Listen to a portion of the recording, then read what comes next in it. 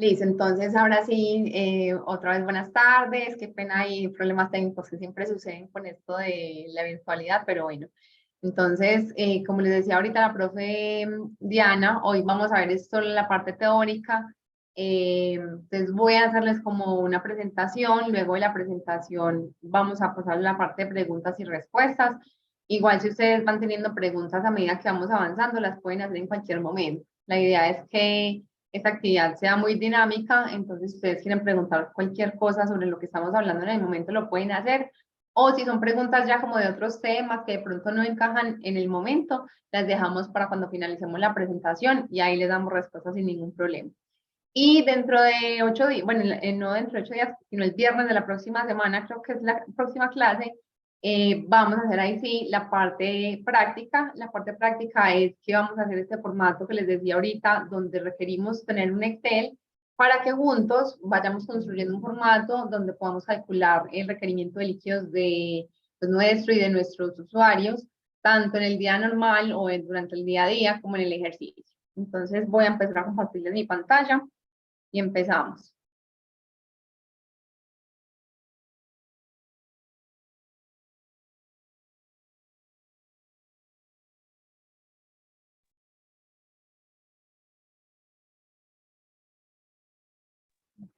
Entonces, antes de empezar, pues me voy a presentar. Mi nombre es Carolina Peña, yo soy nutricionista dietista de la Universidad de Antioquia.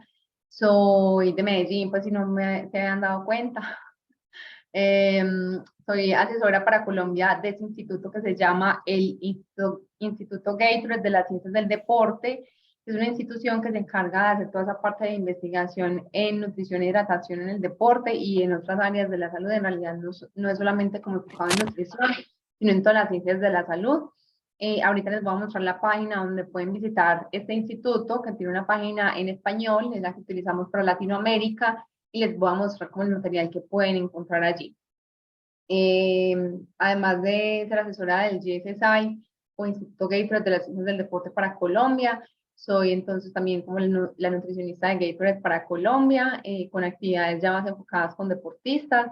Y además de eso, también realizo consulta nutricional, especialmente con personas que son físicamente activas y con algunos deportistas profesionales y amateurs, especialmente de resistencia, sobre todo corredores, triatletas y ciclistas, aunque también he manejado algunas veces otros tipos de deporte. Y también tengo un enfoque en estrategias alternativas nutricionales como el ayuno intermitente, dieta cetogénica y especialmente alimentación vegetariana y vegana. Entonces vamos a empezar. Lo primero es acá como recordar un poco que nuestro cuerpo está compuesto en su gran mayoría por agua. Los hombres tienen un poco más de agua que las mujeres.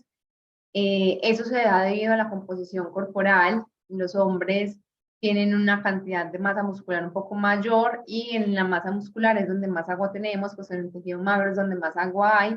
Entonces, el mayor contenido de esa agua que tenemos en el cuerpo en los hombres es debido a esa composición, mientras que las mujeres, a pesar de que igual sigue siendo un volumen alto de agua, que hablamos del 50 al 55% de agua corporal total, es un poco menor si lo comparamos con el hombre y también es debido a la composición corporal.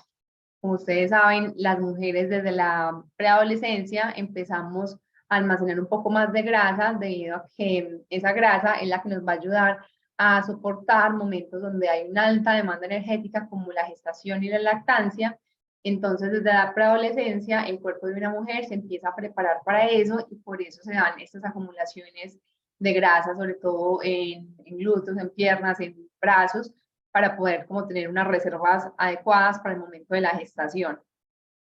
En ambos, como les decía entonces, a pesar de la diferencia en ambos, el contenido de agua es muy alto. Acá estamos hablando de personas que tengan un peso dentro de una composición corporal saludable. Cuando estamos de pronto en un estado de sobrepeso o de obesidad, entonces ese contenido de agua va a ser menor debido a que va a haber una desproporción en el contenido graso a nivel corporal, entonces generalmente se tiene un contenido de agua menor. Ese contenido de agua corporal total se puede medir a través de diferentes técnicas. Una de ellas es a través de la bioimpedancia, por ejemplo, se puede hacer una aproximación de cuánta agua corporal tenemos. Sin embargo, pues hay otras estrategias que son mucho más comunes en el día a día que nos pueden ayudar a saber si estamos bien hidratados o no. No es necesario pues como que estemos realizando este tipo de actividades, y a través de conocer la composición corporal también podemos tener una muy buena idea de qué tanta agua tenemos en nuestro cuerpo. Esa agua que tenemos entonces dentro de nuestro cuerpo está distribuida en dos compartimentos, que son los líquidos intracelulares, que son los que están dentro de la célula, y los líquidos extracelulares, que son los que están por fuera de la célula. Entonces, dentro de la célula, el líquido intracelular va a contemplar la mayor parte del agua que tenemos en nuestro cuerpo. Si, por ejemplo, tomamos a un hombre adulto colombiano pesa aproximadamente 70 kilos, es el peso promedio aún en un hombre adulto en Colombia. Y si ese hombre de 70 kilos es 60% agua, quiere decir que aproximadamente 40 kilos del peso que tiene va a ser agua, ¿cierto? Un poco más. Entonces, de esos 40 kilos de agua que tiene ese adulto, más o menos 25 kilos van a estar a nivel intracelular. O sea, dentro de cada una de nuestras células va a haber un montón de agua. Las células son como si fueran unas bombitas llenas de agua, y la mayor parte de esa agua que tenemos dentro de nuestro cuerpo está almacenada dentro de las células de los diferentes órganos y tejidos. La otra parte, o sea, los 15 litros restantes de esos 40 litros corporales que tenemos o que tiene un hombre adulto, está distribuido en dos compartimentos que forman los líquidos extracelulares. Esos dos compartimentos son el líquido, el plasma, que es la parte líquida de la sangre, y el líquido intersticial, que es el líquido que comunica una célula con la otra, permitiendo que se puedan pasar nutrientes, hormonas, que puedan salir sustancias, por ejemplo, que puedan salir toxinas. Entonces, esta agua que está por fuera de la célula también es un agua extracelular que está por fuera, y la parte líquida de la sangre también es un agua extracelular porque está por fuera de la célula. Entonces, acá tenemos líquidos extracelulares y líquidos intracelulares. Cuando nosotros hacemos ejercicio, el principal sustrato para producir sudor es este líquido extracelular que tenemos en el plasma. Entonces, cuando yo empiezo a hacer ejercicio, lo que mi cuerpo hace es empezar a llevar más irrigación hacia la piel, o sea, empieza a llevar más sangre hacia la piel, con el fin de empezar a arrastrar ese calor que yo tengo en el núcleo de mi cuerpo, que es donde están mis órganos internos, es a llevar mi calor que se está almacenando en el núcleo hacia la superficie, o sea, hacia la piel.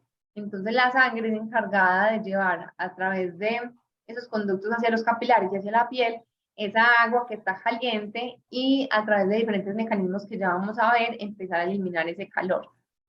Cuando nosotros hacemos ejercicio, cuando está haciendo mucho calor, por ejemplo, y empezamos a sudar, dentro de nuestro cuerpo lo que está pasando es que al haber un aumento de la temperatura corporal que llega a mi cerebro, esa señal de hay un aumento de la temperatura del núcleo, o sea, empieza a aumentar la temperatura del núcleo, o cuando mi piel está en contacto, por ejemplo, con el sol, entonces también se activan los sensores que son llamas a nivel de la piel también, y eso hace que se active como este mecanismo de sudoración. Cuando pasa eso, nuestro cuerpo empieza a llevar la sangre hacia la superficie, hacia la piel, y de esa manera empieza a hacer un proceso de enfriamiento.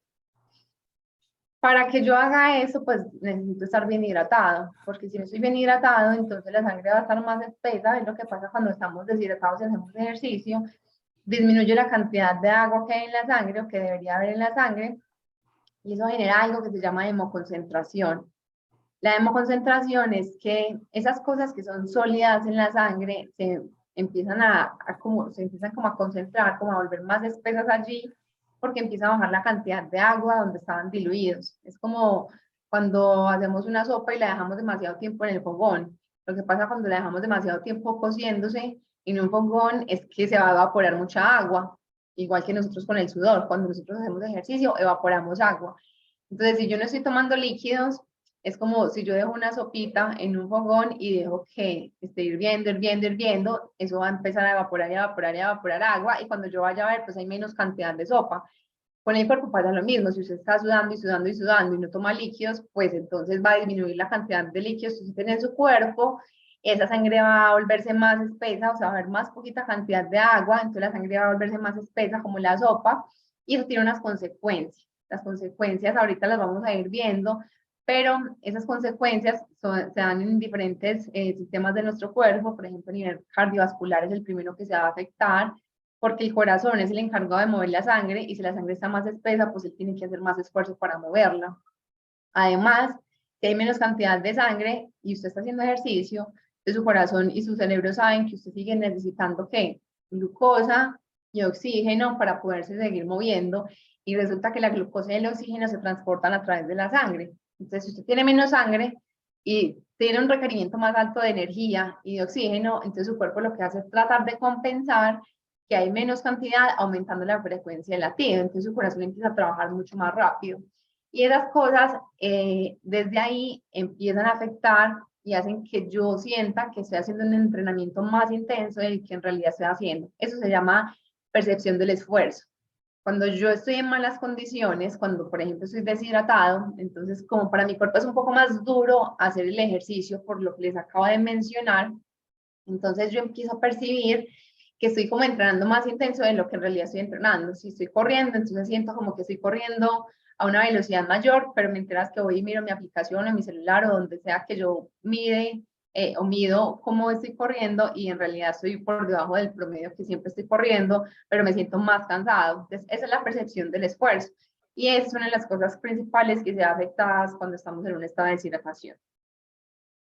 Si voy muy rápido o si tienen preguntas, ya saben que las pueden hacer en cualquier momento, pueden levantar la mano o pueden anotar también las preguntas en el chat y las vamos leyendo. ¿Cómo hago entonces yo para garantizar que llevo el ejercicio bien hidratado o hidratado y evitar empezar con lo que les acabo de decir? Porque lo que les acabo de decir no solamente pasa cuando uno está haciendo ejercicio y se deshidrata en el ejercicio, también pasa si yo llego al ejercicio deshidratado. Entonces, ¿cómo sé yo que me estoy hidratando bien? Hay un requerimiento de líquidos que tenemos en el día. En el día, todos tenemos que tomar líquidos porque a través de ese líquido vamos a recuperar las pérdidas que estamos teniendo. O sea, si esta joven que acá es 60% agua, ella debe tomar líquidos para que la mayor parte del día siga siendo 60% agua y no disminuya ese porcentaje por las pérdidas que está teniendo de líquidos, que ya los vamos a ver. Entonces, los ingresos son en general para adultos, a menos que sean adultos con algunas patologías. O sea que acá por eso tenemos esto que dice persona sana. En adultos sanos, el requerimiento es de 30 a 50 mililitros por kilogramo de peso. ¿Qué personas no entran acá? Personas que tengan problemas, por ejemplo, cardiovasculares, con restricción en el consumo de líquidos. No podrían consumir esto, sino que tienen una recomendación diaria de consumo. Generalmente puede ser 1 litro al día, que sería lo máximo a consumir. Entonces, en ese tipo de personas no podríamos hacer este cálculo. O personas que tengan, por ejemplo, algún problema renal o que tengan una hipertensión en estadio avanzado, donde consumir más líquido del que tiene permitido puede hacer que haya un aumento, por ejemplo, en la presión. Entonces, hay algunas personas que por su patología pues no pueden hacer un consumo de líquidos libre, pero la mayoría de las personas sanas pues sí lo podemos hacer porque tenemos la capacidad de simplemente a través de la orina regular ese exceso de líquido. Entonces, de 30 a 50 mililitros por kilogramo de peso. ¿Cómo hacemos para decir, a esta la persona le vamos a dar 30, a esta otra persona le vamos a dar 31 o a esta persona le vamos a dar 50? ¿Cómo hacemos en un rango tan amplio para elegir un número? Entonces acá podemos tener en cuenta dos cosas.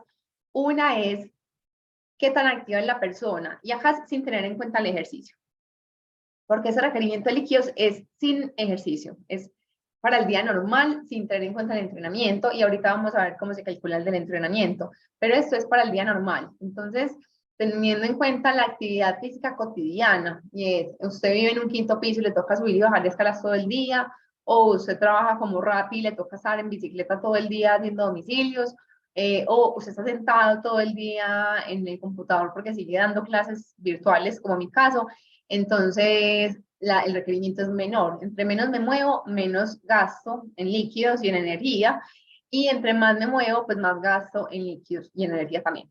Entonces, dependiendo de qué tan activo soy en el día, voy a tener un requerimiento mayor o menor.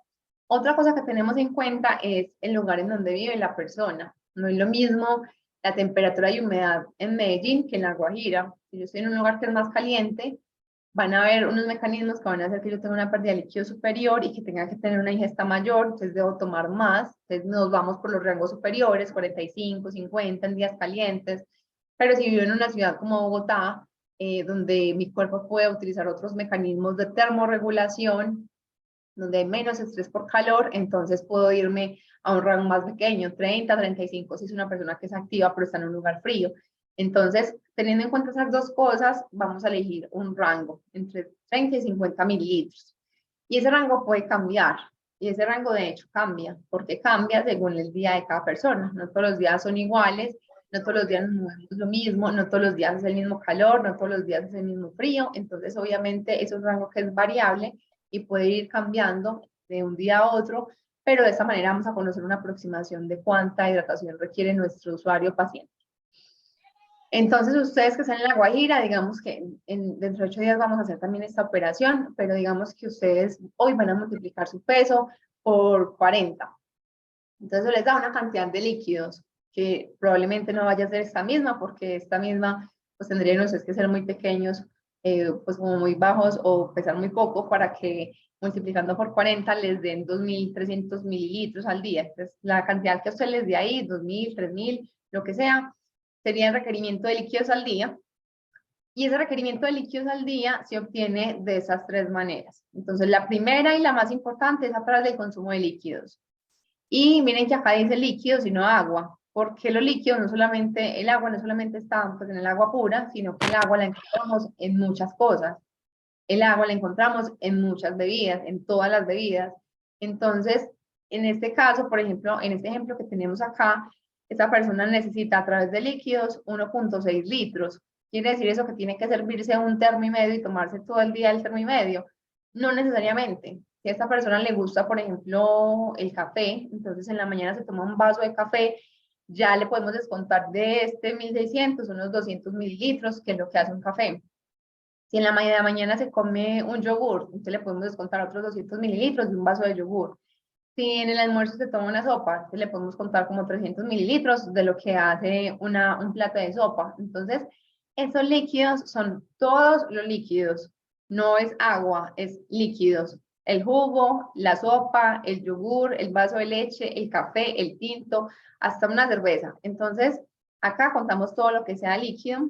Con el alcohol hay que tener precaución porque un consumo pues ya de, por ejemplo, 2 cervezas puede generar deshidratación porque aumenta mucho la diuresis, o sea que a mí me da más ganas de orinar, entonces sí, pues estoy tomando líquidos, pero también estoy perdiendo un montón, entonces obviamente no va a ser tan beneficioso. Pero para que tengan en cuenta, pues en general acá todo lo que sea líquido o la mayoría de las cosas que son líquidas me van a ayudar con el proceso de absorción, de hidratación, perdón. Tenemos otra forma de obtener también líquidos y es a través de los alimentos sólidos. Pues todos los alimentos sólidos aportan algo de agua, unos más que otros. Los que más aportan son las frutas, las verduras y las carnes, pero también, por ejemplo, encontramos agua en un arroz, en una yuca, en un plátano. Entonces, todos los alimentos nos pueden aportar aproximadamente el 25% del requerimiento y tenemos una pequeña parte que nos aporta el metabolismo de los nutrientes. Si ustedes ya vieron el ciclo de Krebs, ¿se acuerdan que por allá salen unas moléculas de agua de ese ciclo de Krebs que pues no sabemos muy bien qué pasa con ellas? Pues aquí están. Entonces el cuerpo es capaz de producir aproximadamente un vaso de agua al día. Entonces estos 3 mecanismos son la forma como nuestro cuerpo obtiene esos líquidos que va necesitando en el día para compensar las pérdidas. ¿Y cómo se dan las pérdidas? Pues las pérdidas se dan de 2 formas. Las primeras se dan a través de unas pérdidas que se llaman pérdidas insensibles. Las pérdidas insensibles son las que no alcanzo a ver muy bien. Entonces, en pérdidas insensibles tenemos difusión a través de la piel, que es diferente a la sudoración, ya les voy a decir, y pérdidas a través de las vías aéreas. Entonces, la difusión de agua a través de la piel es que por una forma que se llama difusión pasiva, el agua, por ser partículas tan pequeñitas, puede pasar diferentes capas de la piel y llegar hasta la superficie de la piel y allí se va a perder. Entonces, eso pasa todo el tiempo, todos los días, 24/7 horas al día, 24 horas, 7 días a la semana, todo el tiempo está pasando eso y nosotros a través de la piel todos los días perdemos líquido. hay días que perdemos más que otros, hay días que uno llega a la casa y como todo pegachento, ¿cierto? Como todo, como que se toca y se siente como pegotudo. Eso quiere decir que probablemente ese día hubo un poco más de humedad o un poco más de calor, entonces yo hice un poco más este tema de difusión. Entonces puede pasar, algunos días pasa más que otros, en la noche también pasa, entonces en la noche también seguimos perdiendo líquidos. Y la segunda es a través de las vías aéreas, que es pues a través de la respiración. Cuando nosotros respiramos perdemos agua. Si usted tiene gafas y usted limpia sus gafas con el vapor de su boca, pues usted se puede dar cuenta en cualquier momento del día que usted a través de su respiración puede perder agua. Entonces, eso pasa también 24/7. Usted cada que respira, a través de la respiración está perdiendo agua. Por eso, por ejemplo, en la costa me parecía insoportable ponerme un tapabocas porque pues fuera el calor que uno tiene, sobre todo pues nosotros que no somos de allá, pues yo que no soy de allá, entonces me da más calor todavía porque no estoy adaptada. Tener un tapabocas que va a retener ahí esa humedad de la respiración, pues es una cosa que en realidad pues es muy dura de soportar, ¿cierto? Entonces, a través de la respiración siempre estamos perdiendo también líquidos y esas son las dos formas de pérdidas de líquidos que se llaman pérdidas insensibles. ¿Por qué insensibles? Porque son difíciles de medir, es decir, no les vamos a ver muy fácil. Normalmente usted no ve que a alguien le sale vapor de la boca, a menos que esa persona está en un lugar muy frío, pero el resto pues, es algo que pasa desapercibido.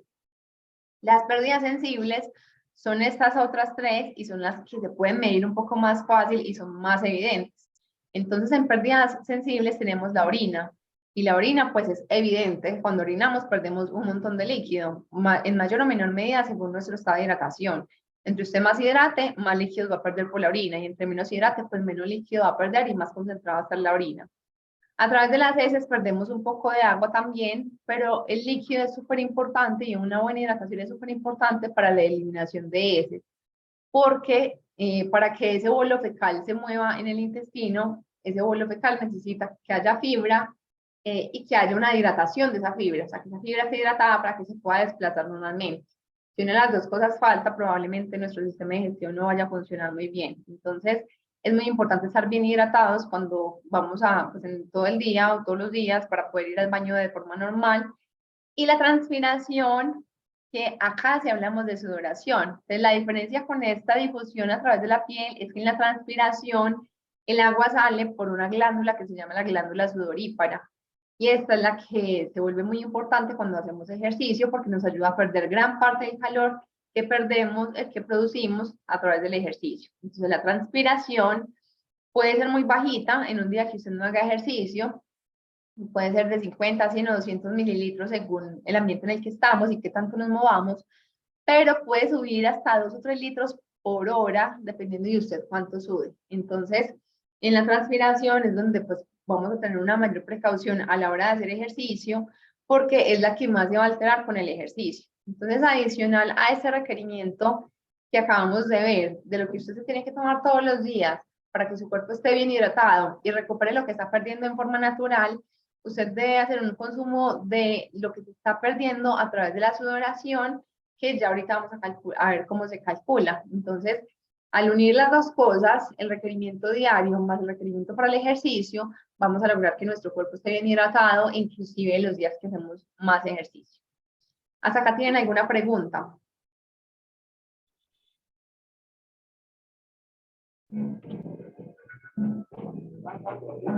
No. Perfecto, listo. Vamos a seguir entonces.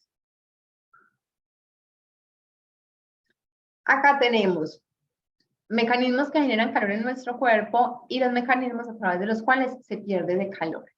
Entonces, ¿qué hace que nuestro cuerpo aumente el calor?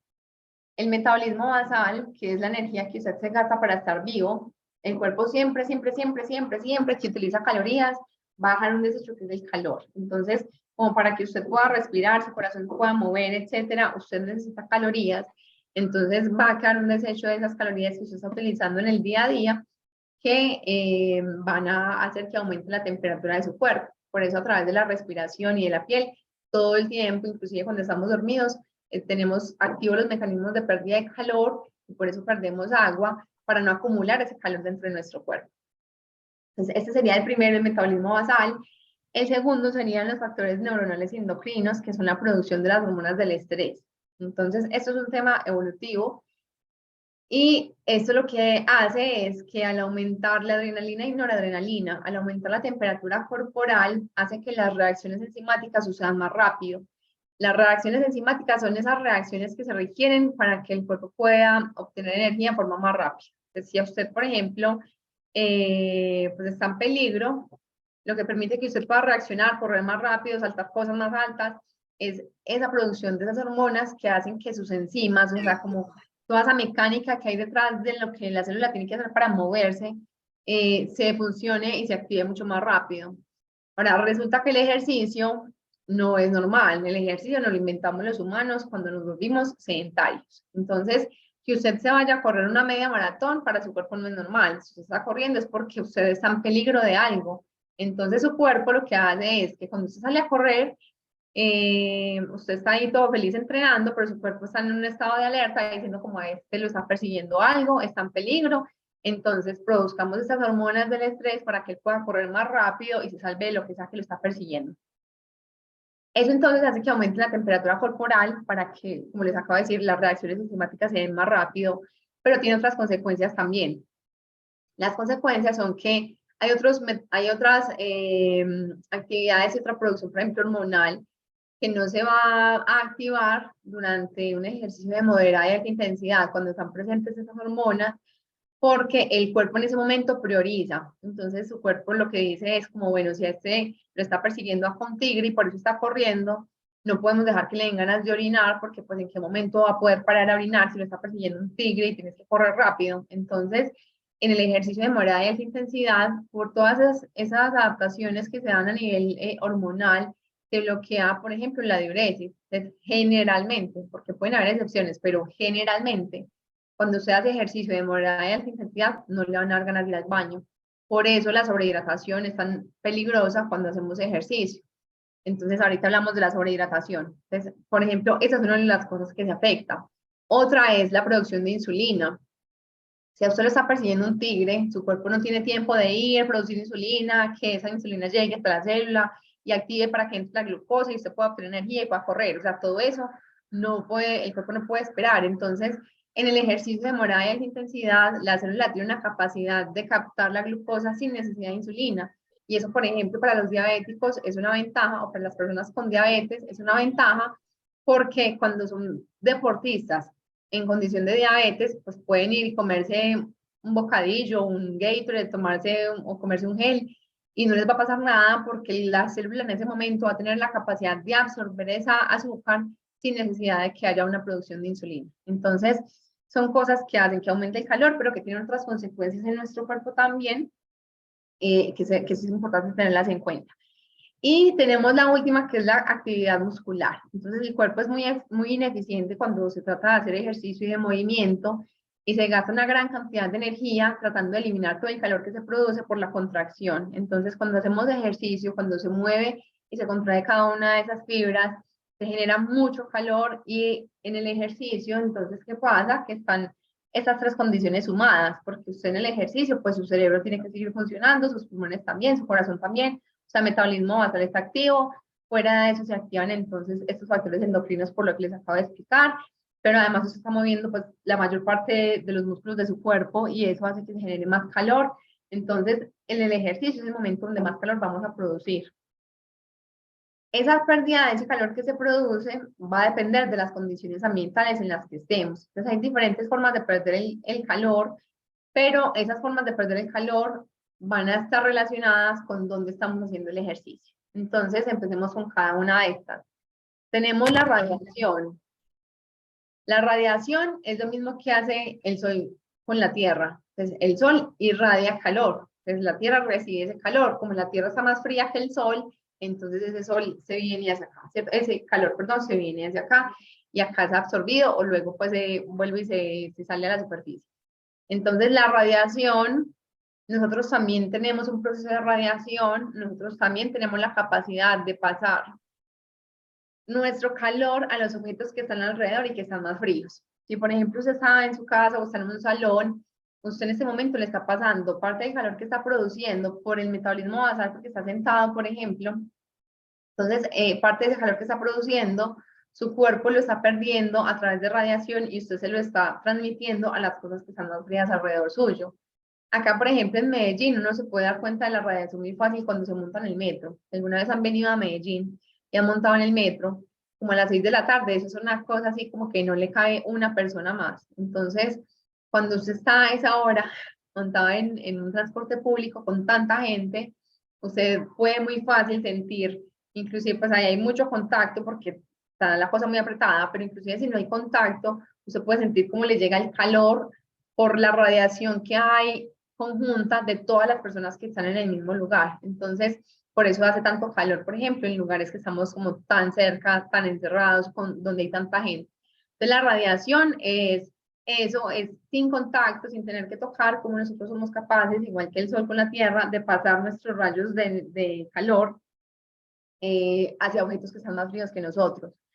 Para los que tienen mascota, un perrito o un gato, por ejemplo, la principal forma que tienen de pérdida de calor es la radiación, porque ellos no sudan. Entonces, a usted se le acuesta un perrito al lado y así no lo esté tocando, usted siente que le viene un calorcito de ese perrito. Eso es radiación. La radiación se ve afectada por el sol, porque, por supuesto, la radiación solar es mucho mayor que la radiación nuestra. Entonces, si estamos haciendo ejercicio en un lugar donde hay sol, o sea, estamos debajo del sol, para nuestro cuerpo esto se va a inactivar. O sea, para nuestro cuerpo ya no se va a poder realizar radiación porque yo estoy bajo el sol, no solamente el sol me está dando a mí, le está dando los objetos que están alrededor, entonces ya los objetos que están alrededor no están más fríos que mi temperatura y por eso para mi cuerpo no va a ser fácil pasarles calor a ellos. Entonces ahí prácticamente se bloquea la radiación, no sirve mucho cuando estamos bajo el sol o en lugares más calientes. La segunda es la conducción. La conducción ahí sí es con contacto y es cuando yo toco una cosa que está más fría que yo me frío más fácil, ¿cierto? Yo le paso parte de mi calor a esa cosa que está fría. Si yo hago ejercicio y tengo una botella de agua fría y me la pongo en la cara, yo siento que me refresco. Y lo que pasa allí es que yo le estoy pasando parte de mi calor corporal a esa botella que está más fría. En deportes acuáticos la conducción es súper importante porque en deportes acuáticos el 100% de mi cuerpo está en contacto con un agua que generalmente está más fría que yo. Entonces esa agua me ayuda a enfriarme de una forma mucho más rápida, especialmente cuando estamos en lugares que no son demasiado calientes o donde estamos nadando pues en un agua que es relativamente fría. Entonces, en deportes acuáticos generalmente las personas sudan menos porque a través de la conducción logran un buen proceso de enfriamiento.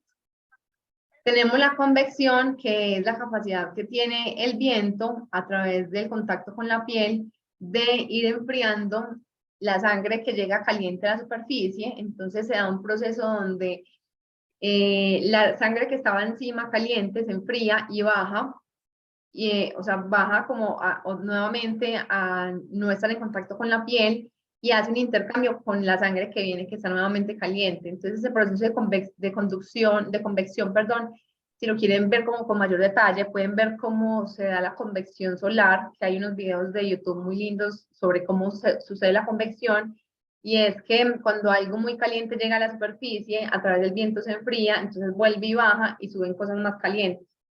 Ese proceso de convección es lo que también ayuda a que se generen las manchas solares. Entonces, les gusta como este tema de astronomía, los invito a que vean como videos del sol, es súper lindo. Entonces, la convección ayuda también a que nos enfriemos. Un deporte donde la convección es súper útil es en el ciclismo.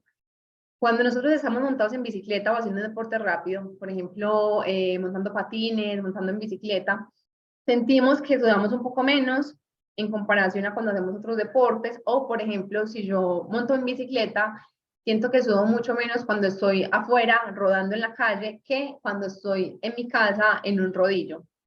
Entonces, esa diferencia se notó mucho, por ejemplo, en pandemia, donde la gente que todos los días salía a montar en bicicleta, ahora se tuvo que encerrar a montar en sus casas y volvió súper evidente pues, los charcos de sudor que se estaban formando por esas rodadas. Entonces, ¿qué pasa ahí? Pues que obviamente al quitar el factor del viento, para mi cuerpo va a ser más, esta convección no va a ser tan eficiente, va a ser más difícil hacer el proceso de enfriamiento por convección, entonces voy a empezar a depender más de la evaporación, o sea que voy a empezar a sudar más.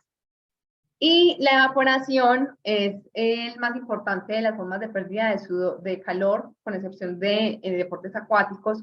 La evaporación cubre el 80% de la pérdida de calor. O sea, el 80% de todo el calor que yo estoy produciendo con esos mecanismos que hablamos, se va a perder a través de la evaporación. Entonces, ¿qué es la evaporación? La evaporación es convertir esa agua que estaba líquida dentro de mi cuerpo a un estado gaseoso.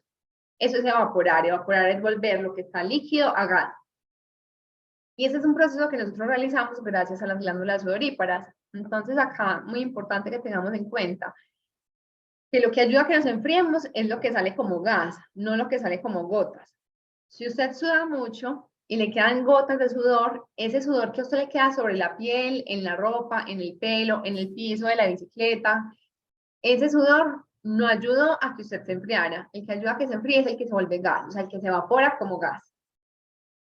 El que se pierde sobre la piel, pues nada que hacer, o sea, se pierde porque eso pasa sobre todo según nuestra genética. Las personas que sudan más vamos a tener una pérdida más alta de sudor y va a ser una pérdida más ineficiente, pero tenemos formas de ayudar a que nuestro cuerpo pues pueda realizar mejor ese mecanismo de evaporación. Entonces, ¿cuáles son esas formas? Primero, tratar de hacer ejercicio en lugares que sean adecuados. Entonces, ojalá haya buena ventilación para que también esos otros factores me puedan ayudar a enfriarme y no depender tanto de la evaporación. Ese sería el primero. El segundo es ropa adecuada. El ejercicio se debe hacer con ropa que permita la evaporación, o sea, que no atrape el agua, como es el caso del algodón, sino que permita que se evapore. ¿Usted cómo sabe si la ropa con la que está haciendo ejercicio es ropa adecuada para hacer ejercicio o no? Porque es ropa que se seca muy rápido. O sea, usted hace ejercicio y a los 5 minutos ya está completamente seco. Ese tipo de telas son telas que ayudan a la evaporación, o sea, que no retienen el agua, sino que hacen que usted pueda tener un proceso de evaporación mucho más eficiente. Entonces, ropa adecuada. Lo otro es tratar de tener la menor cantidad de ropa posible, a menos que entrenemos debajo del sol.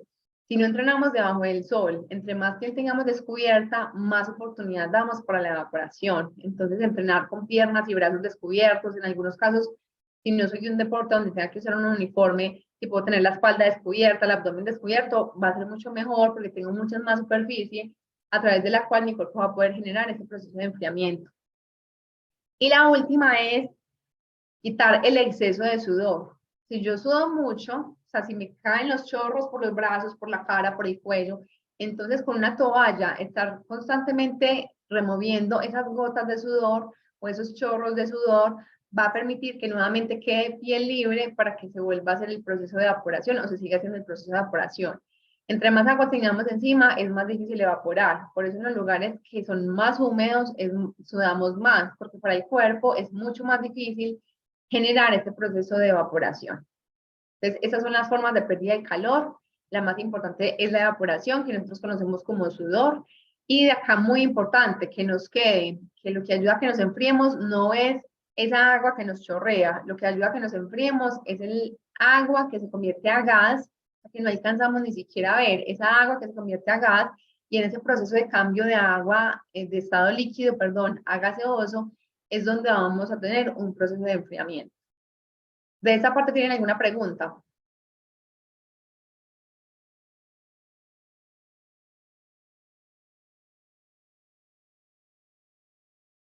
Listo. Hay dos razones por las que la gente no pregunta. Una es porque o todo está muy claro o la otra es porque no se está entendiendo nada. Espero que sea la primera. Si no es así, me pueden decir con toda confianza y repetimos. Eh, ya, como les dijo Diana, tengo unos buenos años como hablando sobre eso, entonces podemos hacer otros ejemplos que sean de pronto más fáciles, pero no se queden sin decirme. Listo, entonces seguimos.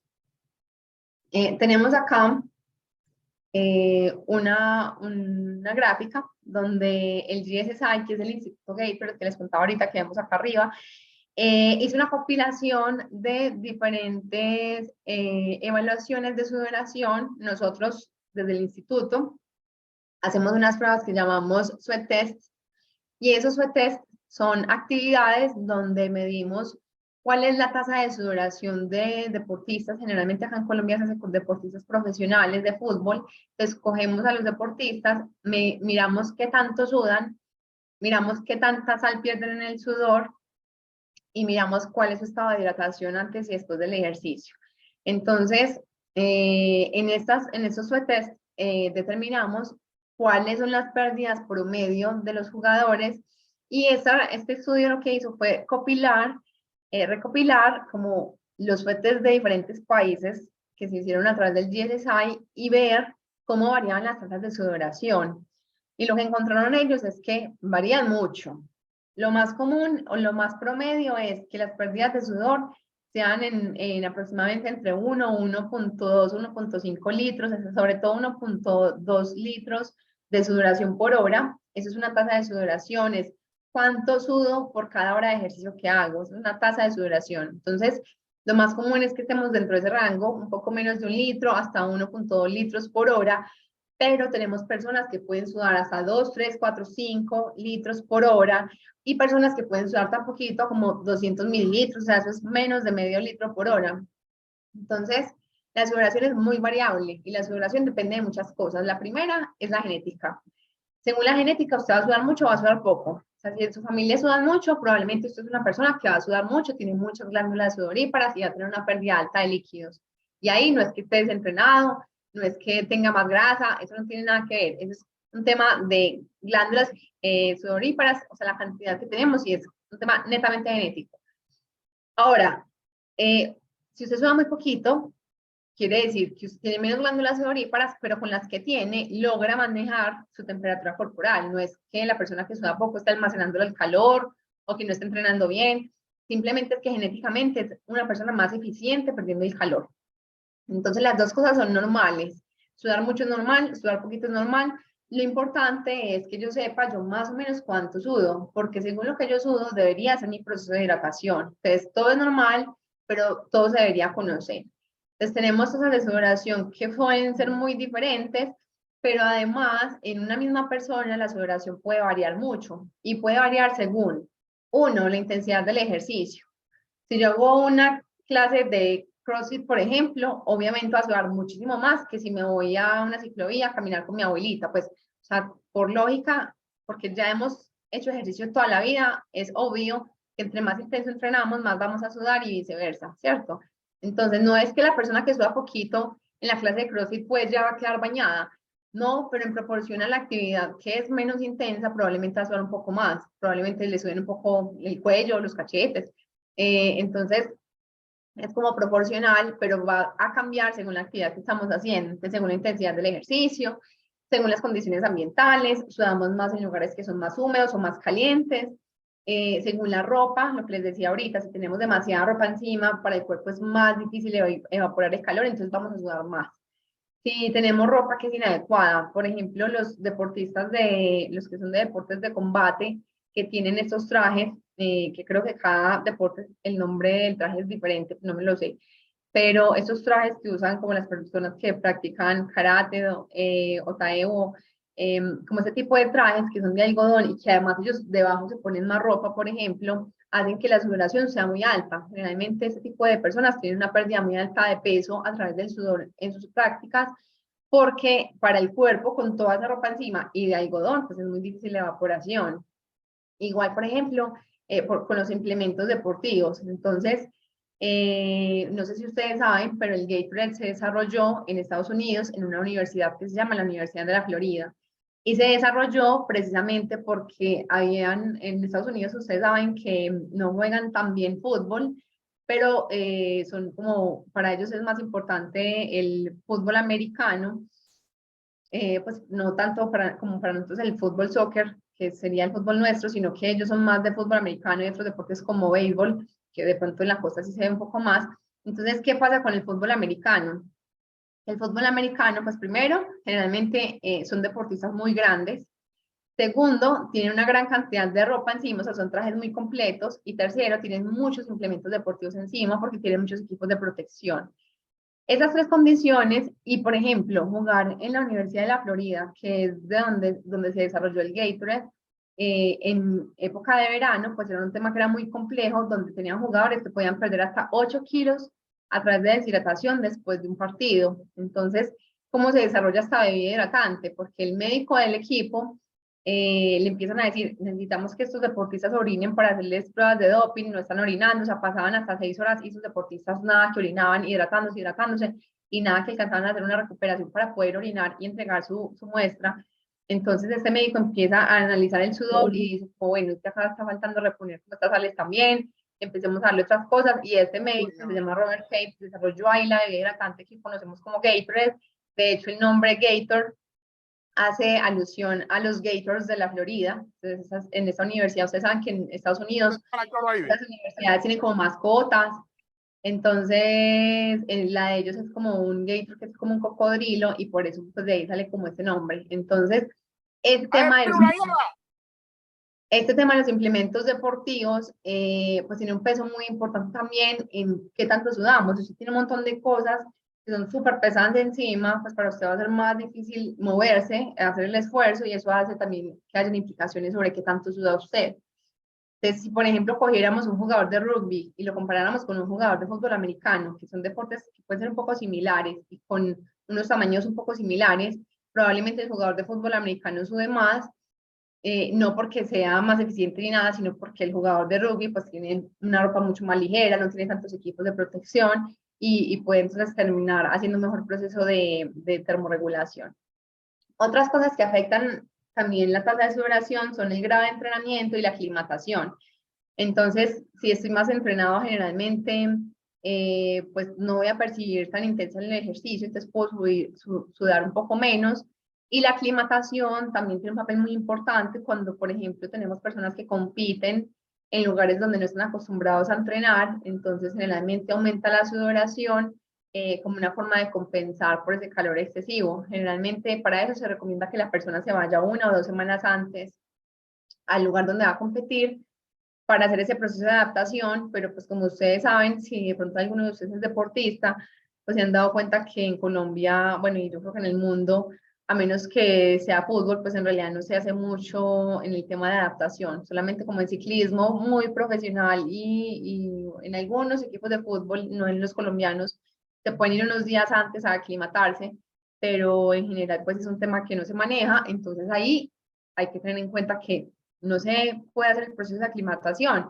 Entonces ese deportista va a perder más líquido, o sea que deberíamos darle una mejor hidratación. ¿Qué pasa cuando estamos deshidratados? Pues como les decía al inicio, hay una disminución del volumen plasmático, o sea, la cantidad de sangre que teníamos disminuye, porque a través del sudor pues hemos perdido una cantidad de agua desde el plasma que no se ha alcanzado a reponer. Eso hace que haya un aumento de la tensión cardiovascular, por lo que les explicaba ahorita, hay un aumento en la frecuencia cardíaca, también entonces todo consecuencia de esa disminución del volumen plasmático. Se disminuye el flujo sanguíneo muscular y la reserva aeróbica, entonces hay menos disponibilidad de glucosa, hay menos capacidad de eliminar, por ejemplo, sustancias que se van produciendo en nuestro cuerpo que son tóxicas, que son esos radicales libres también. Hay menos disponibilidad de oxígeno para llevarle al músculo que está en movimiento y al cerebro, y eso también hace que se aumente la tasa de utilización de los carbohidratos. Cuando nosotros estamos deshidratados, ese carbohidrato que teníamos a nivel muscular, que en ese caso ya se llamaría glucógeno, ese glucógeno muscular se ha encontrado que se utiliza a una tasa mucho más rápida. Entonces, no solamente hay una mayor fatiga, una mayor percepción del esfuerzo, sino que incluso la energía que teníamos almacenada para esa actividad se empieza a gastar mucho más rápido. Hay una disminución de la tasa de sudoración, entonces yo empiezo a sudar un poco menos porque mi cuerpo dice como, estás deshidratada, no te voy a dejar que pierdas más líquido porque eso es peligroso, necesitamos el agua para otras cosas, además de eliminar el calor. Entonces disminuye la tasa de sudoración y empieza a disminuir la tolerancia al calor. Por ese retraso de la sudoración se da un aumento en el almacenamiento de calor, o sea que para mi cuerpo ya no es tan fácil perder el calor que estoy produciendo con el ejercicio. Al aumentar la temperatura corporal, pues si se aumenta de forma muy significativa, podemos llegar inclusive a problemas ya muy severos, como un golpe de calor que pueden poner en riesgo no solamente el rendimiento y sentirnos más cansados o tener que bajar la intensidad con la que estamos entrenando, sino que en realidad ya puede poner en riesgo nuestra vida. Y hay un menor tiempo, un menor tiempo hasta el agotamiento, o sea, me canso mucho más rápido y puede haber un aumento en el riesgo de calambres musculares en personas que sean propensas a calambres.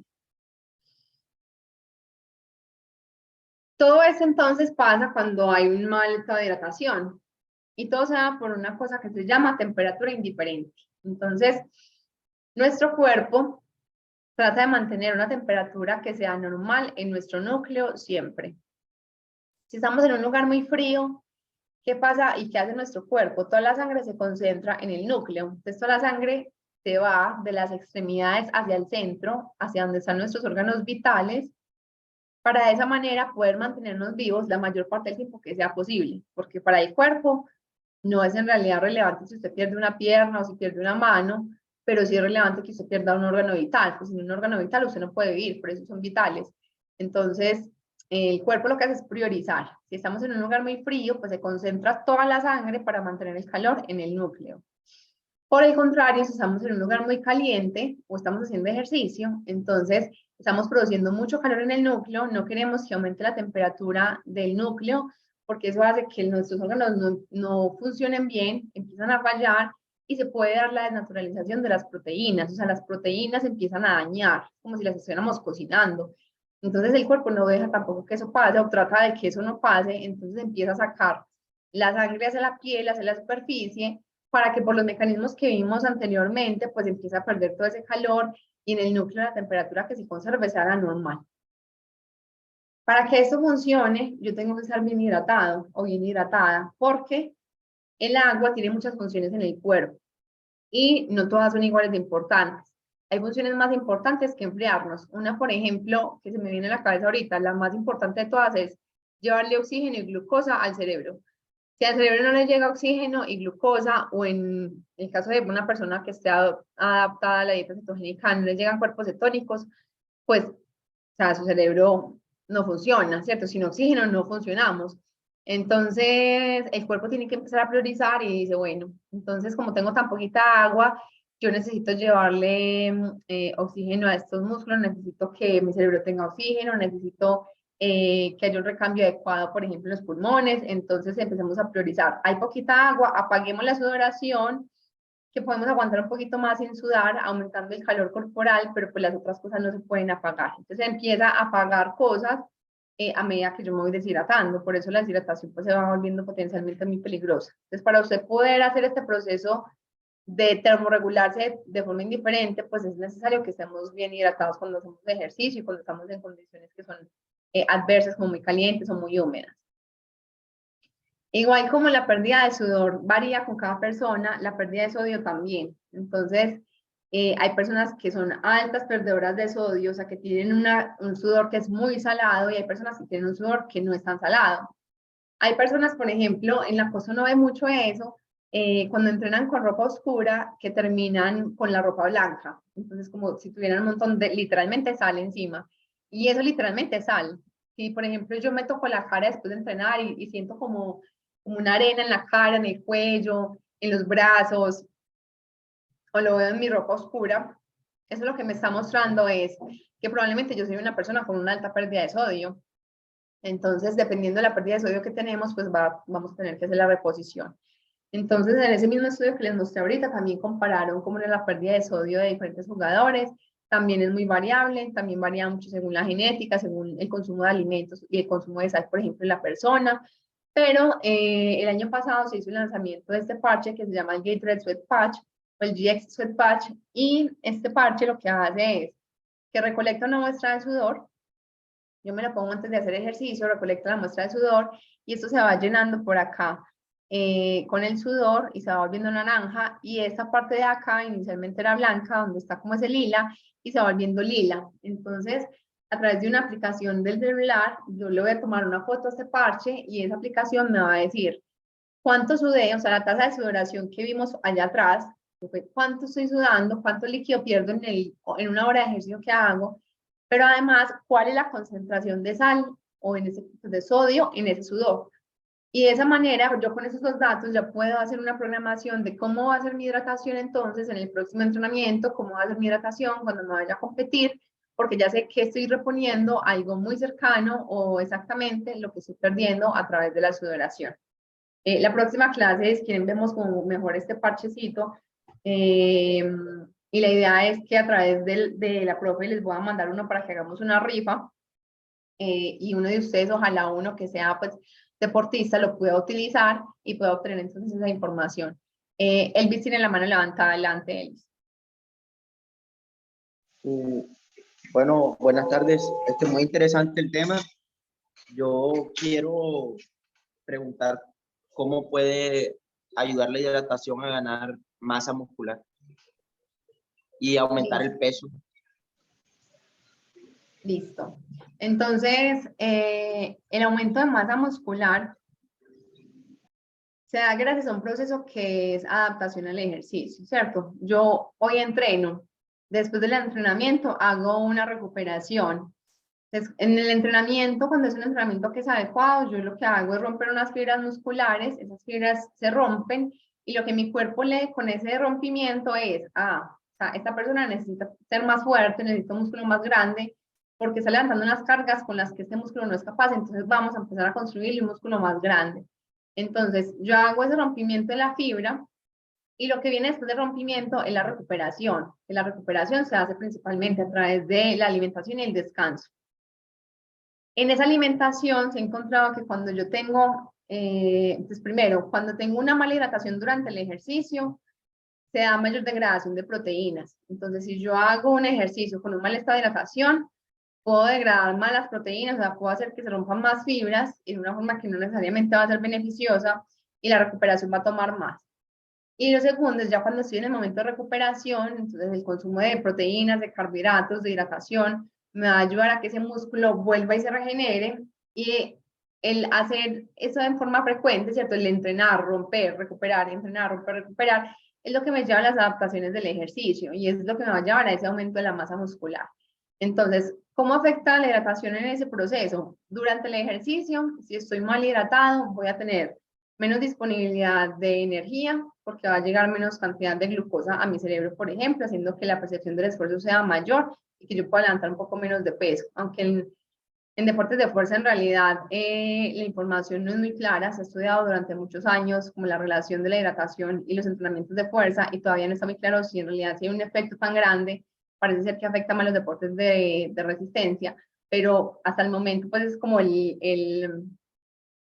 como la hipótesis que se tiene, ¿cierto? Entonces, durante el ejercicio, que se puede afectar el entrenamiento, que si no estoy bien hidratado, sí puede haber mayor rompimiento de fibras, eso sí se ha demostrado, y después del ejercicio, si no hay un buen estado de hidratación, pues la recuperación va a ser un poco más lenta, para que yo pueda absorber esas proteínas, esos carbohidratos que estoy consumiendo, y se absorben y se utilizan rápido a nivel muscular, pues sí necesito un estado de hidratación que sea adecuado, porque todos los nutrientes se transportan a través del agua. Entonces, en el después, sí se vuelve muy relevante.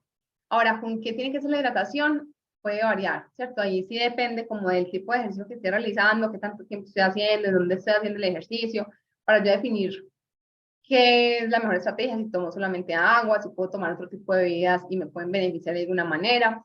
Pero básicamente el que yo me hidrate bien y que la hidratación después del ejercicio está acompañada de esos nutrientes que necesito, de esas proteínas, de esos carbohidratos, parece que va a ser suficiente para que se favorezca el aumento de masa muscular, desde que haya pues un estímulo que sea adecuado también. Respondí tu pregunta.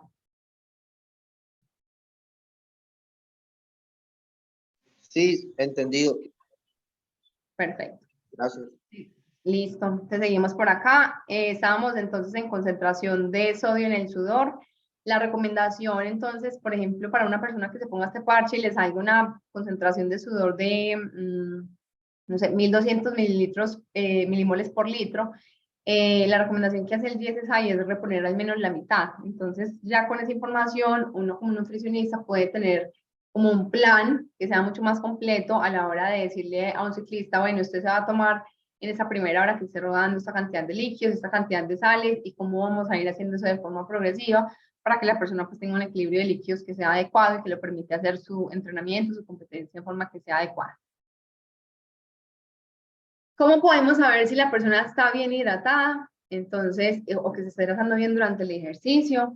Hay una forma muy simple y es a través del pesaje. Entonces, hay formas que se utilizan en el laboratorio que obviamente pues para nosotros no son tan prácticos porque uno que está generalmente en el campo con el deportista, pues ese tipo de tecnologías pues no son tan accesibles, pero algo muy sencillo que podemos hacer es pesar a nuestros deportistas antes y después del ejercicio. Si yo me peso antes y después del ejercicio, puedo determinar que también estoy haciendo mi proceso de hidratación. Generalmente si pierdo peso, quiere decir que quedo con un estado de deshidratación. ¿Qué tan deshidratado? Depende de qué tanto peso haya perdido. Si pierdo más del 2% del peso corporal, sí he encontrado que puede haber un compromiso de la función cognitiva, o sea, que la capacidad de concentración, la tolerancia del ejercicio, la percepción que tengo del esfuerzo, van a verse aumentados a medida que la deshidratación esté por encima del 2%. 2% es, si yo me peso antes y después, que haya perdido el 2% de mi peso corporal. Eso también lo vamos a calcular dentro de 8 días en el formato. Y cuando hay un aumento adicional en la pérdida de líquidos, o sea, a medida que yo voy perdiendo más hidratación, que no estoy reponiendo de forma adecuada, pues hay otras características del ejercicio que se empiezan a ver comprometidas. Por ejemplo, hay un compromiso aeróbico, entonces yo quiero ir a una velocidad, por ejemplo, corriendo, pero mi cuerpo no me deja. O sea, literalmente yo intento correr a la velocidad que entreno normalmente y mi cuerpo no lo permite. Entonces, esa disminución en la capacidad de hacer ejercicio se da también por una deshidratación. Entonces, hay un compromiso en las actividades aeróbicas, en las actividades anaeróbicas y en actividades de alta intensidad y en la capacidad de concentración técnica, que es muy importante en deportes de conjunto como el fútbol, donde estar atento cognitivamente para poder reaccionar, pues es muy relevante. Entonces, a medida que nos vamos deshidratando más, pues van a haber más capacidades del ejercicio que se van a poder ver afectadas. Otra forma de evaluar el estado de deshidratación es a través del color de la orina. Entonces, la orina debe ser clara, como un color limonada, no tiene que ser pues agua transparente, pero sí un color champaña o limonada indica un buen estado de hidratación. La idea es que no hagamos ejercicio en un estado de este estilo, sino que podamos evaluar el color de nuestra orina antes de empezar el entrenamiento y corregirlo si estamos deshidratados antes de empezar a hacer ejercicio, por lo que les contaba al inicio. O sea, si yo empiezo deshidratado ya desde el inicio, mi cuerpo va a sentir que estoy haciendo un entrenamiento más intenso de lo que estoy haciendo, mi capacidad de hacer el entrenamiento va a ser menor, me va a gastar el glucógeno mucho más rápido, entonces voy a poder entrenar por menos tiempo. Entonces, la idea es poder corregir esto antes de empezar la actividad física. Y hay otra forma que es a través de la orina, que es midiendo la gravedad específica de la orina, que se hace con un aparato que se llama refractómetro, y lo que nos mide es cuál es la concentración de esa orina, y de esa manera podemos determinar entonces también como cuál es nuestro estado de hidratación. Generalmente de 1020 para abajo se considera una buena hidratación y de 1020 para arriba se considera deshidratada. Por ejemplo, es una medición que le hacemos también a los deportistas de fútbol americano que hemos evaluado y las deportistas de fútbol americano que hemos evaluado en Colombia, y se hace antes del ejercicio. ¿Por qué se hace antes del ejercicio? Porque si usted ya llega deshidratado al ejercicio, para su cuerpo ya va a estar limitada la sudoración, por lo que les contaba ahorita la temperatura indiferente. Entonces, si usted ya está deshidratado, su cuerpo no va a dejar que usted pierda un montón de líquido sudando. Entonces, cuando estamos deshidratados, el cuerpo lo que hace es disminuir la tasa de sudoración y eso va a hacer entonces que cuando yo estoy con una deshidratación, o sea, una vez, por ejemplo, estábamos evaluando a un deportista y llegó con una deshidratación de 1035, o sea, está pero muy deshidratado. Y toda la prueba le dio súper rara, o sea, le dieron unos datos muy raros que no coincidían, o sea, que no eran reales. Entonces, por ejemplo, con él había que repetir la prueba, porque no se podía dar una recomendación con la información que nos estaba arrojando su cuerpo por la deshidratación con la que había llegado a la actividad. Finalmente, entonces tenemos acá los 3 momentos de hidratación en el ejercicio, que serían el antes, el durante y el después. Para antes del ejercicio, esto lo vamos a calcular. Entonces, para antes del ejercicio vamos a multiplicar. Si tenemos 4 horas antes de hacer el ejercicio, vamos a multiplicar 5 o 7 mililitros por kilogramo de peso. O si tenemos solamente 2 horas antes del ejercicio, vamos a multiplicar de 3 a 5 mililitros por kilogramo de peso. Esta cantidad que nos da acá es la cantidad de líquido que debemos consumir antes de hacer el entrenamiento en este tiempo previo. ¿Por qué la hidratación se hace con tanto tiempo de anterioridad? Porque el hidratarnos muy encima del ejercicio aumenta mucho el riesgo de que nos den ganas de orinar. El pico de diuresis, o sea, el momento en el que es más probable que se le den ganas de orinar es 90 minutos después de que se tomó el líquido. Entonces, por eso la recomendación es que la hidratación se haga 2 horas antes. Durante el ejercicio, ¿cuánto líquido nos vamos a tomar? Depende de la tasa de sudoración. En promedio, podemos estar haciendo un consumo de 0.4, 0.8 litros por hora. En algunas personas puede ser un poco más, sino que el consumo, dependiendo del deporte, puede ser muy difícil. Por ejemplo, corriendo no es tan fácil tener un consumo de más de 1 litro de hidratación por hora. debido a que genera mucha sensación gástrica incómoda. De pronto en bicicleta sí es un poco más cómodo, entonces dependiendo del deporte que estamos practicando, podemos aumentar un poco ese consumo o nos toca disminuirlo un poco, pero siempre tratando de que la persona esté dentro de ese rango de pérdida permitido para que su rendimiento y su salud no se vayan a ver afectada. Y después del ejercicio, la rehidratación se hace solamente si la persona queda deshidratada y se hace multiplicándolo por el 125 o el 150% del peso perdido. ¿Esto qué quiere decir? Que si yo me pesé antes de hacer ejercicio y después de hacer ejercicio y perdí 1 kilo, que ya como saben y como hemos hablado en esta clase, pues eso no es grasa, sino deshidratación. Que si perdí 1 kilo, quiere decir que me faltó 1 litro más de hidratación. Entonces, ¿qué tengo que hacer después del ejercicio? Si lo multiplico por 150, me va a dar 1.5 litros. Entonces, después del ejercicio debería tomarme ese 1.5 litros para quedar otra vez bien hidratada. ¿Cuánto tiempo tengo para tomarme ese líquido? El resto del día, a menos que vaya a volver a hacer ejercicio. Si voy a volver a hacer ejercicio, lo debería reponer antes de la siguiente actividad. Si no voy a volver a hacer ejercicio, puede ser en el resto del día. O si estoy, por ejemplo, en un torneo donde todos los días estoy jugando, o estoy, por ejemplo, en un tour en bicicleta y todos los días estamos haciendo una cantidad de X de kilómetros, entonces la idea es que tratemos de que dentro de las primeras 4 horas, después de terminar la actividad, se haga esa rehidratación para que sea una rehidratación un poco más rápida y nos ayude con el proceso de recuperación para la siguiente etapa que tengamos de entrenamiento, pues de ejercicio el siguiente día. Entonces, esa sería la hidratación después del ejercicio. Esta página es la página de una institución que se llama el Instituto Australiano del Deporte. El ICE, Instituto Australiano del Deporte, es una institución donde tiene una gran cantidad de investigación en nutrición deportiva y ellos hicieron una clasificación de la A a la C a la D de los suplementos más utilizados por deportistas, incluyendo en la A aquellos alimentos que tienen evidencia, pues que tienen respaldo, que tienen evidencia de que funcionan. En la B, alimentos que todavía no está muy clara como cuál es la funcionalidad que tienen. Y de la C para abajo ya alimentos que no tienen evidencia o que inclusive pueden ser peligrosos para la salud. Entonces, si les gusta el tema de nutrición deportiva, los invito a que visiten esta página y la página del Comité Olímpico Internacional, donde ustedes pueden encontrar información muy confiable sobre suplementación, en qué deportes se ha encontrado que son eficientes, cuáles son los protocolos de consumo, que es muy importante, porque pues yo puedo estar tomando una creatina, pero si la tomo en la forma que no es, pues probablemente no vaya a tener ningún efecto. Entonces, si les gusta el tema de nutrición deportiva, los invito a que visiten esta página.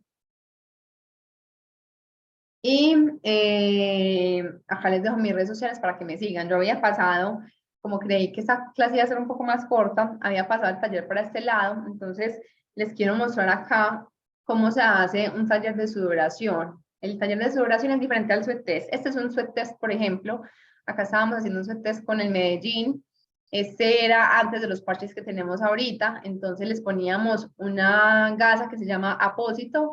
En este brazo se lo estábamos ubicando en este momento, entonces les ponemos esas gasas, en esas gasas se recolecta una muestra de sudoración y después del entrenamiento se les quita pues como la gasa y se recolecta la muestra de sudor. Acá por ejemplo estaba ya recolectándole la muestra a esta jugadora y con un aparato que se llama un medidor de sodio miramos cuál es la cantidad de sal que hay en ese sudor y a través de unas fórmulas predictivas podemos calcular qué tanto sodio pierde este jugador pues por cada litro de sudor que está perdiendo. Entonces, estos son como los sweat tests que realizamos, pero lo que nosotros vamos a hacer, que es lo que más hacemos normalmente con los deportistas, es esto que se llama una tasa de sudoración, donde de pronto no tenemos en cuenta las otras variables porque son de pronto un poco más difíciles de poder analizar, pero sí podemos hacer mucho simplemente con una báscula. Entonces, la tasa de sudoración, como les decía ahorita, es qué tanto líquido pierde una persona por cada hora de ejercicio. Entonces, para calcular eso, lo que necesitamos es el peso antes del ejercicio. Ese peso ojalá se haga sin nada de ropa, si la persona se puede pesar sola. Entonces, la persona, acá la idea es que orine y después de que orina, se pesa sin nada de ropa y ahí se dice y empieza su entrenamiento. En el entrenamiento, la idea es que controlemos el tiempo, entonces, bueno, antes de seguir con esto, lo que vamos a hacer dentro de 8 días es un formato en Excel para poder dejar esa fórmula ahí y que ya eso se calcule solo. Entonces, ¿qué les recomiendo? Para que hagamos el ejercicio con alguno de ustedes, les recomiendo que alguno de ustedes pueda hacer esto, o sea, que pueda tomarse esos pesos, tomarse tiempo, para que en la próxima clase pues hagamos todos el formato con esa misma persona para que nos demos cuenta que el cálculo nos está dando como es y que después pues cada uno lo pueda hacer el ejercicio con los datos que se tomó. Entonces, si les parece, voy a volver a empezar esta parte para que anoten bien qué es lo que necesitan y en la próxima clase puedan traer esos datos y con uno de ustedes podamos hacer todos los cálculos. ¿Listo? Entonces, vuelvo a empezar. Peso antes del ejercicio. El peso antes del ejercicio es después de haber orinado y es un peso sin nada de ropa. Ojalá que sea en una báscula que sea digital y no mecánica, porque en la mecánica pues es más difícil como ver los cambios que son más sutiles. Entonces ojalá sea una donde aparezcan pues los numeritos de forma eléctrica. Entonces, peso antes del ejercicio, sin nada de ropa, después de haber orinado. Después del ejercicio, nos vamos a tomar 2 pesos. Entonces, el primer peso después del ejercicio es, usted termina de hacer ejercicio, se quita toda la ropa, se seca muy bien el sudor y se pesa secándose bien el sudor sin nada de ropa como se pesó inicialmente. Después de que anota ese peso, va y orina todo lo que pueda y vuelve y se pesa. Entonces tenemos 2 pesos después del ejercicio. Son los 2 sin ropa y es uno antes de orinar y el otro después de orinar. Con esos 2 pesos después del ejercicio, el de antes y después de orinar, podemos calcular una cosa que es la diuresis y es cuánta del líquido que usted se tomó en el entrenamiento su cuerpo no absorbió. Entonces, la diuresis se calcula con los 2 pesos después del ejercicio, que son antes y después de orinar. Y para calcular la ingesta de líquidos podemos utilizar una gramera, si tenemos una gramera en la casa, de pronto los que son más empeliculados con la nutrición o les gusta cocinar, entonces si tienen una gramera pueden pesar su termo antes y después del ejercicio y así van a calcular cuánto líquido se tomaron. Si no tienen una gramera, podemos, por ejemplo, utilizar el vaso de la licuadora de la casa, que generalmente es un vaso que tiene los mililitros, entonces ponemos allí el contenido de nuestro termo, miramos inicialmente cuánto nos marca y volvemos y lo echamos en el termo, vamos y hacemos el ejercicio y cuando regresemos volvemos y dejamos en el vaso de la licuadora lo que nos quede sobrando, o sea, lo que no nos tomamos en el ejercicio. Entonces, de esa manera también podemos calcular qué tanto líquido nos tomamos. O lo último es si tenemos una botella comercial o hay algunas botellas que tienen, por ejemplo, como rayitas que nos indican cuál es el volumen que tienen a los lados. Entonces, si tenemos una rayita, un termo de esos, podemos marcar dónde inicio y dónde termino y hacer un cálculo aproximado. O si tenemos una botella comercial como una botella de Gatorade, por ejemplo, entonces en la botella de Gatorade dice que son 500 mililitros. Si la llené del todo o me la tomé toda, ya sé que me tomé 500 mililitros. Entonces, podemos ser como un poco creativos para poder saber qué tanto líquido nos tomamos si no tenemos una gramera. Y lo último que necesitamos es cuánto tiempo de ejercicio hicimos. Ese no lo vamos, o sea, en la fórmula lo necesitamos en horas, pero ustedes lo van a traer a la clase en minutos exactos. O sea, desde que empecé a hacer ejercicio hasta que terminé, cuántos minutos exactos hicimos de ejercicio. Y ya en la clase lo vamos a pasar a horas. Con esos datos, entonces, vamos a calcular la tasa de sudoración y es cuánto líquido necesita usted para el tipo de ejercicio que hizo por cada hora de ejercicio de ese estilo que haga. Entonces, así es como calculamos la tasa de sudoración y ya con eso, pues podemos entonces hacer recomendaciones de cuántos termos, por ejemplo, tienen que tomarse por cada hora. Si le da una tasa de sudoración muy alta, por ejemplo, esta es alta, es 1.4 litros por hora. Si a mí me da eso y no soy capaz de tomarme todo eso, entonces, ¿qué hago? Entonces, ¿cuánto es lo máximo que puedo, cuánto es lo mínimo que tengo que tomarme para que mi pérdida de peso no sea por encima de la recomendación y así no se va a afectar mi rendimiento ni mi salud, pero que yo pueda entrenar cómodamente? Entonces, todo eso lo vamos a calcular en la próxima clase haciendo el folleto o el formato en Excel. Y esta es la página del GSSI que les conté.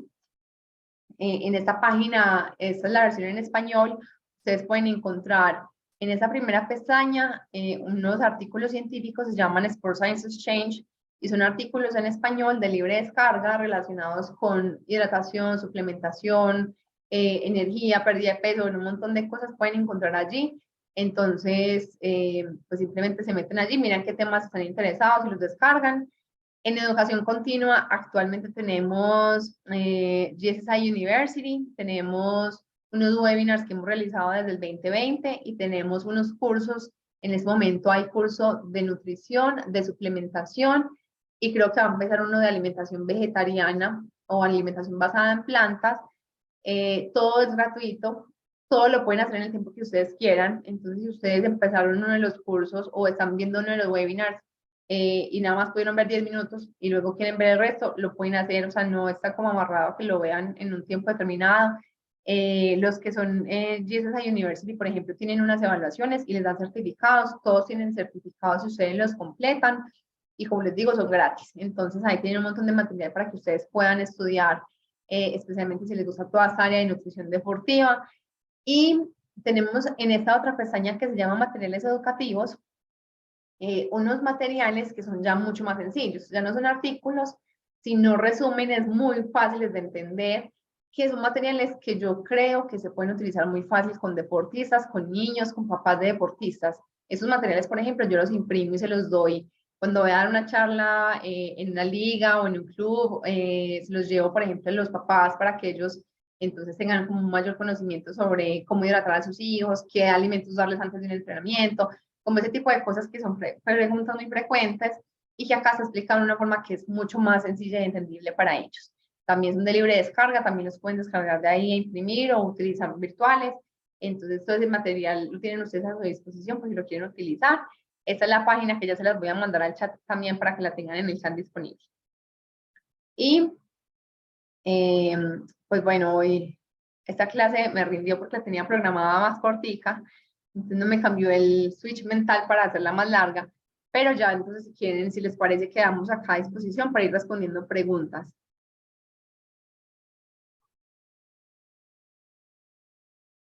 Voy a copiar por acá el enlace del GSSI para que lo tengan ahí en el chat. La próxima clase, por cierto, tenemos, les voy a mostrar esta es la página con la imagen actual. Esta es la que les decía de educación continua, que tiene diferentes cosas. Y para la próxima clase, para la próxima semana, tenemos este webinar de nutrición para futbolistas y vamos a tener invitados a diferentes nutricionistas que trabajan con clubes de fútbol profesional en Latinoamérica y van a estar hablando desde su experiencia, ellos qué hacen a nivel de nutrición y de hidratación y de suplementación con cada uno de sus equipos. Entonces va a estar súper chévere y se pueden registrar acá en forma gratuita. Acá en esta página, entonces en esta parte de educación continua es donde encuentran los webinars, encuentran el GSSI University que les contaba ahorita, y en la parte de los webinars también encuentran un libro que se me perdió, acá está.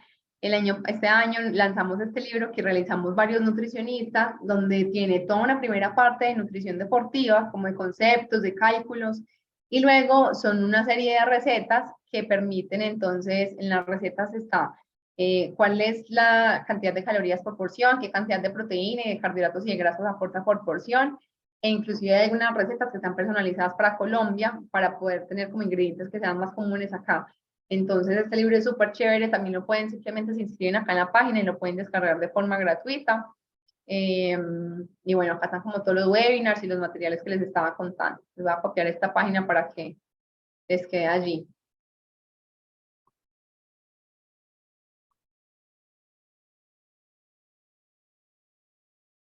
Allí se las copié. No sé si tengan alguna pregunta. Nadie tiene preguntas. Creo que Diana no está conectada. No. Claro, aquí estoy. Ah, sí está. No se veía. Sí. Profe, preguntas, dudas. ¿Todo está claro? Yo una pregunta. Buenas tardes. Hola. Buenas. Mencionaste que el sudor se evaporaba hace ratico, pero no entendí muy bien dónde exactamente sucedía la evaporación y la salida de líquidos y todo eso. Listo, ya les voy a mostrar. Es que antes tenía una imagen con esto. Yo creo que Diana se acuerda que antes mostraba una imagen con la glándula sudorípara. pero tuve un gran problema y se me perdieron todas mis presentaciones. Entonces, esa imagen que tenía tan chévere en la glándula sudorípara ya no la tengo, pero ya la voy a buscar acá y se las muestro y la explico mejor. Aquí encontré una.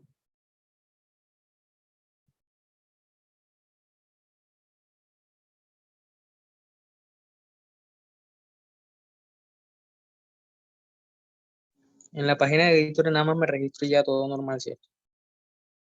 Sí, se registran y ya, pueden acceder a todo. Ahí están viendo una página, como una presentación en internet, ¿cierto? Sí. Sí. Listo. Entonces, miren, esta es la glándula sudorípara.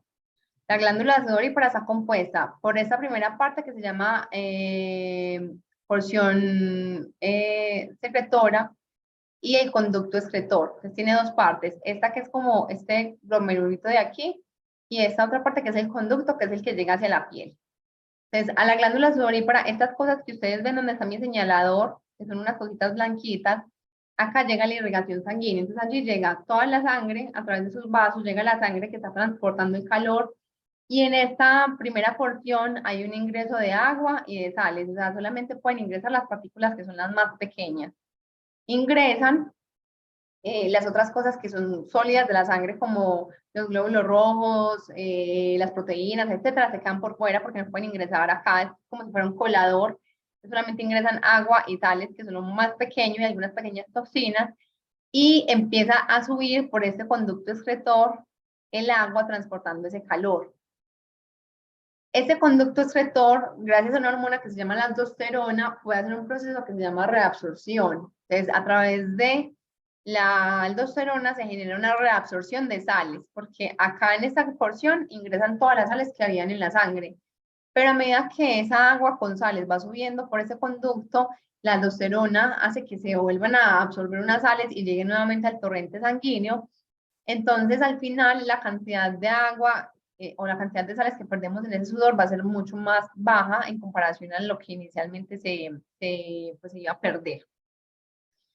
Cuando esta agua que transporta esas sales viene y va a salir a esta superficie, por el calor y la presión con la que viene subiendo, que es el calor que se está transportando directamente desde el núcleo de nuestro cuerpo, al llegar a la superficie va a llegar y se va a evaporar. O sea, no va a salir así en gota como esta imagen que tenemos acá, sino que va a llegar y van a salir unas micropartículas y se va a evaporar en el aire. Eso es lo que va a permitir que haya una buena evaporación del calor. O sea, cuando yo hago esa evaporación, es cuando voy en realidad a perder ese calor que estoy produciendo en mi cuerpo. Lo que pasa es que cuando hay mucha agua en la superficie, porque digamos yo sudo mucho, entonces me queda mucha agua acá encima, para mi cuerpo es más difícil que este líquido salga acá y se convierta en gas. O sea, no se puede hacer ese proceso de convertirse en gas porque la humedad que hay en el ambiente, o sea, que está sobre la superficie de mi piel, hace que ese proceso sea más difícil. Entonces, mi cuerpo empieza a producir más y más y más y más sudor para tratar de hacer la evaporación, pero la evaporación se ve bloqueada por esa agua en exceso que tengo en la superficie. Entonces, así es como funciona la glándula sudorípara, así es como hacemos la mayor pérdida de calor corporal que tenemos, cuando se van moviendo esas partículas de agua grandes que están quedando sobre la superficie. Entonces le damos la oportunidad a esta glándula de que haga el proceso de evaporación, y por eso les digo que es importante tener como una toallita que nos ayude a quitar ese exceso de agua que tenemos en la superficie para que ese proceso de convertirse en gas, que es lo que en realidad va a ayudar a enfriarnos, pues se pueda dar en forma adecuada. No sé si ahí respondí tu pregunta, te queda un poquito más claro. Perfecto, muchas gracias. Listo, tengo que recuperar, bueno, voy a volver a mandar a hacer esa presentación con esta porque esa glándula sudorípara sí iba incluida en la presentación, sino que, como les digo, estoy trabajando con lo que tengo. O sea, tuve un problema con el computador y se me perdieron todas las presentaciones de 9 años, bueno, 9 años perdidos. Listo, ¿tienen alguna otra pregunta? ¿Algo más que quieran profundizar?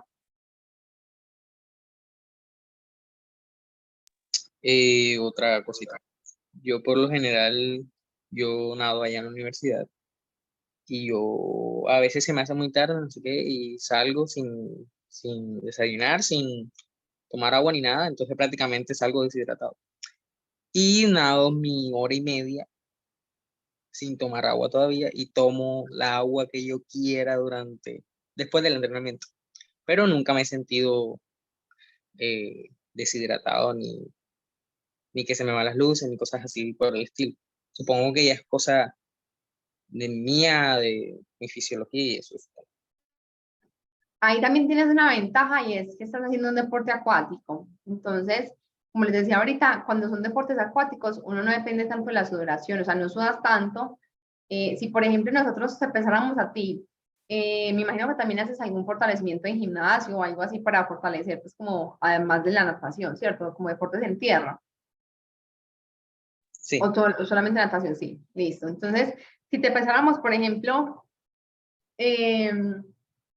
antes y después de hacer una sesión en gimnasio, y te empezáramos antes y después de hacer una sesión de natación, los cambios de peso serían muy diferentes, porque en natación, como les decía ahorita, gracias a la conducción, tu cuerpo puede emplearse mucho más fácil sin tener que recurrir a la sudoración. Entonces, sí, pues empiezas deshidratado el ejercicio, probablemente tu cuerpo podría recuperarse y funcionar un poco mejor si estuvieras mejor hidratado antes de nadar.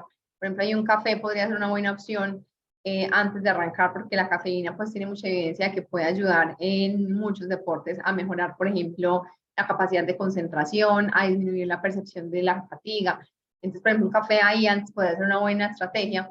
Entonces, probablemente te sentirías mucho mejor, pero no te afecta tanto en realidad por el ambiente en el que estás haciendo el ejercicio. Si en lugar de eso, o sea, si en lugar de irte una hora y media a nadar, te fueras una hora y media a correr, probablemente la sensación sería otra. Probablemente sí te sentirías mucho más fatigado, en el día te sentirías mucho más fatigado, tendrías mucho más riesgo de tener una lesión pronta. Entonces, es como por las condiciones en las que estás haciendo el ejercicio donde de pronto no te puede afectar tanto. ok, gracias. Listo. Listo, profes, no hay más preguntas, dudas. Listo, entonces si quieren dejamos así, la próxima clase sí es un poco más larguita porque la próxima clase, como vamos a hacer el formato y cada uno va a estar construyendo en Excel, entonces si de pronto no somos muy habilidosos con Excel, pues nos podemos retrasar un poquito, entonces vamos a ir súper despacio. Entonces, para que tengan en cuenta, la próxima clase sí va a ser un poquito más larguita. Recuerden que la idea es que tengamos Excel a la mano, que podamos ver la presentación para que puedan ver lo que yo estoy haciendo y ustedes lo puedan hacer también. Y ojalá tengamos el dato, aunque sea de uno de ustedes, para poder hacer como todos los cálculos con ustedes mismos y que les quede a ustedes pues la información y que luego ustedes puedan allí también poner la información suya. Ya Diana les dirá, porque Diana a veces les pone eso como calificable que se los tienen que entregar, entonces pilas con eso, hagan la actividad, pues es en antes y después, para que después Diana no les haga con la sorpresa de que les está pidiendo la información y ustedes no sabían. Sí. Así es. Eso va a ser una entregable. Listo. Bueno, Caro, te agradezco mucho, todo súper claro como siempre. Gracias por tu apoyo. Y bueno, nos vemos la próxima, que creo que tenemos planeado para el 11, ¿cierto? Sí, creo que es como viernes, como el viernes de la próxima semana, si no estoy mal. A la misma hora, a las 3:30. Ya, válido, sí. Listo. Bueno, Dale. profe, gracias por su asistencia y bueno, aquí queda la grabación para los que no pudieron estar aquí conectados. Claro, hoy Sí, ha sido ya. un día lluvioso en Barranquilla y eso nos dificulta también la conexión. En muchas partes a veces quedamos sin electricidad, el internet también se pone un poco difícil, pero bueno, lo importante es que logramos grabar la clase para los demás compañeros. Ajá, ya, yo ya Gracias por mismo la todo. voy a parar la grabación, yo la voy a